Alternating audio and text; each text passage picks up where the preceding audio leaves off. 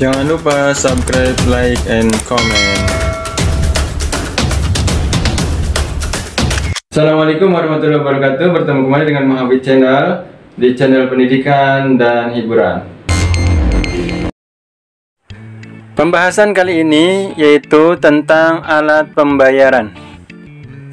Sistem pembayaran di Indonesia dibagi menjadi dua, yaitu sistem pembayaran tunai dan sistem pembayaran non-tunai. Perbedaannya terletak pada alat pembayarannya, yaitu alat pembayaran tunai, uang tunai, dan alat pembayaran non-tunai. Kita masuk pada sejarah uang.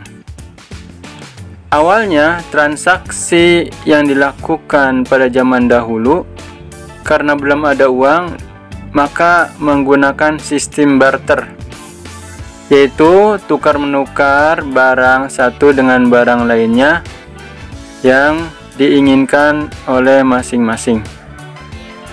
Kendalanya, tidak selalu barang yang dibarter itu sepadan, artinya sesuai antara orang yang membutuhkan barang satu dengan barang lainnya, sehingga timbullah masalah. Maka manusia mulai mencari alat tukar dalam transaksi yang disetujui oleh semua pihak. Zaman dahulu, barang yang pernah dijadikan alat tukar diantaranya yaitu seperti kulit kerang, ternak, padi atau beras, gandum, jagung, batu, besi, emas, perak, tembaga, dan lainnya. Dari barang-barang tersebut, yang paling populer yaitu perak dan emas. Namun kelemahan, berat untuk dibawa kemana-mana. Maka dibentuklah uang logam. Pengertian uang, suatu benda dengan satuan hitung tertentu yang dapat digunakan sebagai alat pembayaran yang sah dalam berbagai transaksi sesuai dengan perundang-undangan yang berlaku. Jadi uang itu dia ada undang-undangnya yang berlaku. Di setiap negara berbeda-beda. Syarat-syarat uang. Yang pertama, disukai atau diterima oleh umum. Acceptability. Yang kedua, mudah disimpan. Yang ketiga, mudah dibawa, portability. Yang keempat, mudah dibagi-bagi tanpa mengurangi nilai, divisibility. Yang kelima, secara fisik nilainya terjaga atau nilainya relatif stabil.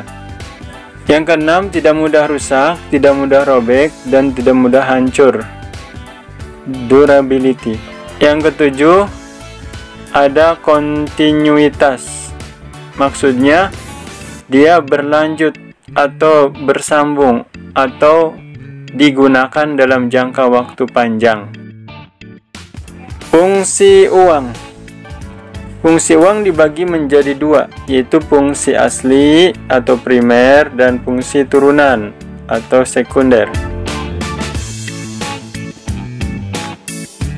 Fungsi asli terdiri dari A. Sebagai alat tukar-menukar, medium of exchange, jadi memudahkan untuk dapat barang yang diinginkan. Yang B. Sebagai satuan hitung, unit of account,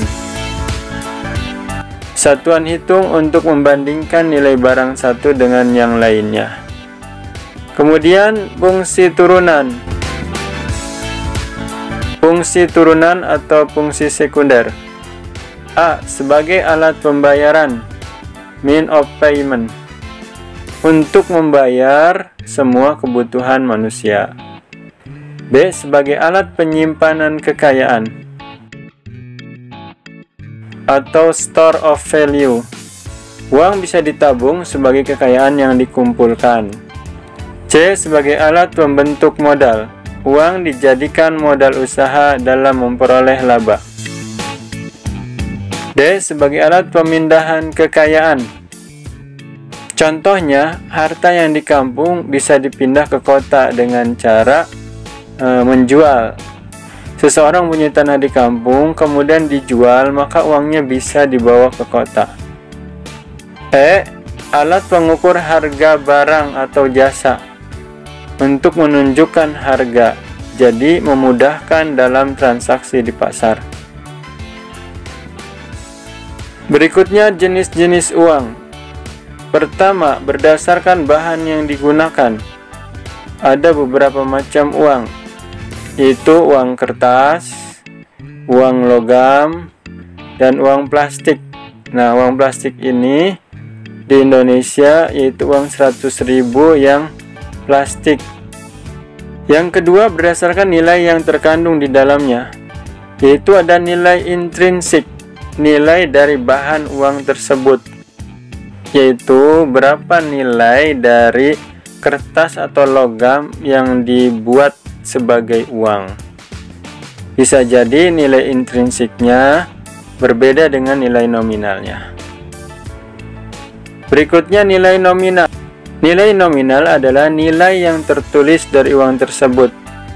Ada uang 100.000, ada uang 5.000. Kertasnya sama, ukurannya juga hampir sama, tapi nilai nominalnya berbeda. Nilai intrinsiknya itu nilai kertasnya hampir sama, tapi nilai nominalnya jauh berbeda, antara 5.000 dengan 100.000. Berikutnya uang bernilai penuh atau full body money. Uang yang nilai intrinsiknya itu sama dengan nominalnya. Biasanya uang perak atau uang emas. Jadi nilai emas atau perak, bahan pembuatnya, sama dengan nilai nominalnya. Berikutnya uang tanda atau token money atau full body money. Mempunyai nilai intrinsik lebih kecil daripada nominalnya. Jadi uang yang nilai intrinsiknya lebih kecil dari nilai nominalnya, yaitu contohnya uang 100.000 itu nilai intrinsiknya lebih rendah dibandingkan dengan nilai nominalnya. Artinya harga bahan pembuatnya itu lebih murah dibandingkan dengan nilai nominalnya. Mungkin nilai bahan pembuatnya hanya sekitar 5.000, tapi nilai nominalnya 100.000. Jenis uang berdasarkan produk lembaga yang mengeluarkannya. A. Uang kartal. Uang yang dikeluarkan dan diedarkan oleh BI atau Bank Indonesia berupa uang kertas dan logam. Uang giral. Tagihan yang ada di bank umum, demand deposit, yang dapat digunakan sewaktu-waktu sebagai alat pembayaran. Di antaranya seperti cek, yaitu surat perintah dari seseorang yang punya rekening di bank, agar bank membayarkan sejumlah uang kepada orang yang disebutkan pada cek tersebut.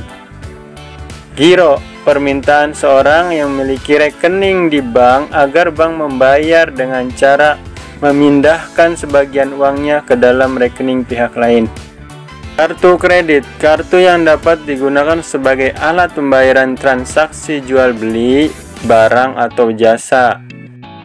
Dan uang kuasi, uang yang tercipta karena adanya simpanan dari nasabah dalam bentuk time deposit money, simpanan uang berjangka, maupun tabungan. Berikutnya kita masuk pada jenis uang berdasarkan negaranya.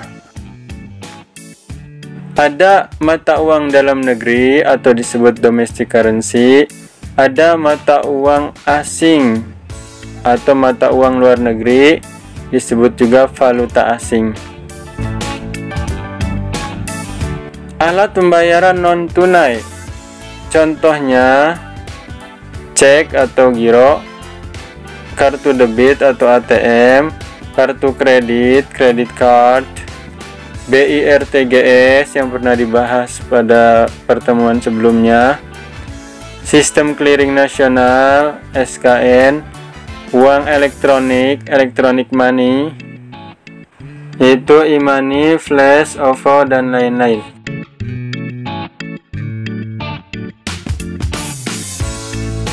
Berikutnya alat pembayaran online. Alat pembayaran online contohnya transfer rekening bank, internet banking, PayPal, Liberty Reserve, Western Union, dan lain-lain. Yang terakhir, kegiatan usaha pengiriman uang atau KUPU, Money Remittance Service. Ini biasanya digunakan oleh para TKI untuk mengirimkan uang dari luar negeri ke dalam negeri. Demikianlah pembahasan kita kali ini, semoga bermanfaat. Assalamualaikum warahmatullahi wabarakatuh.